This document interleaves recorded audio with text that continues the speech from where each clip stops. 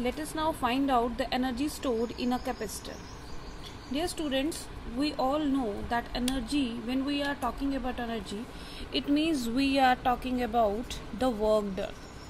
We know that the work done is always stored in the form of energy.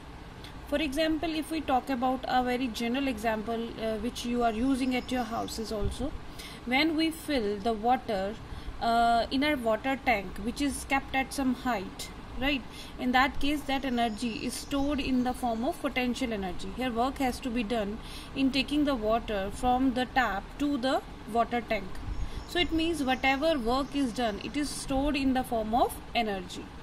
Now we know that to find out work done, we are having two formulas. Work done is equal to force into displacement, and work done is equal to potential into charge. Since here in this topic we are talking about the capacitor, and the capacitor means charge and potential. So for what formula we will use? We will use the formula V into Q. It means for doing this derivation we need to find out V, potential, and potential is given by, we know by the formula of capacitance, that is Q is equal to CV. So V is equal to Q by C. So this is the potential which is in the plates, between the parallel plates capacitor. Now let us do this derivation. Let us initially consider these are two uncharged parallel plates which will form a capacitor. Let some positive charge is given to this plate.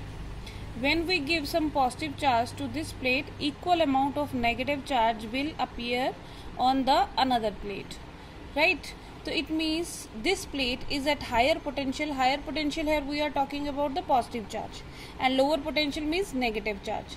So it means since we are delivering the charge, positive charge to this plate, it means we are doing work against the higher potential. And we know that when something is to be transferred from lower to higher potential, we need to do some work, and that work done is stored in the form of energy.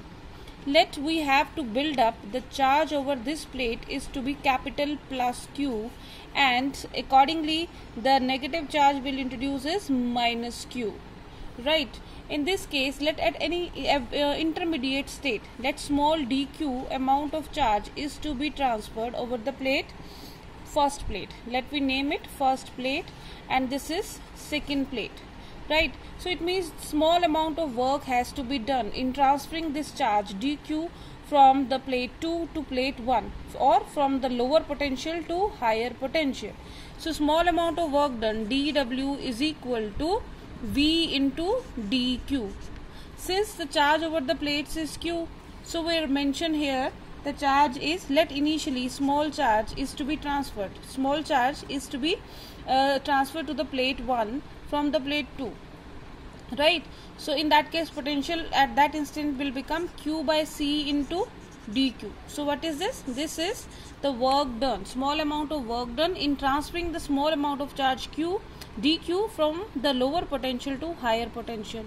Now since we have to build up the total charge capital Q over the plates of the capacitor, so net amount of work done is to be calculated by integrating dw from 0 small q is equal to 0 to small q is equal to capital Q by C into dq.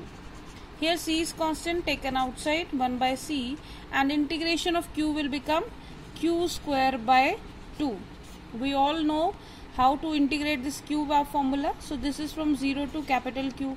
1 by 2 is taken common, 1 by 2.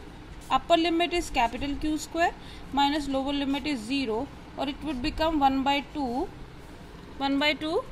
Q square by C. So 1 by 2 Q square by C. Energy stored is U is equal to 1 by 2 Q square by C. Also we know that Q is equal to CV. So putting this value, U is equal to 1 by 2 Q C square V square by C. C cancel, but we get 1 by 2 CV square. So another formula for U is half CV square.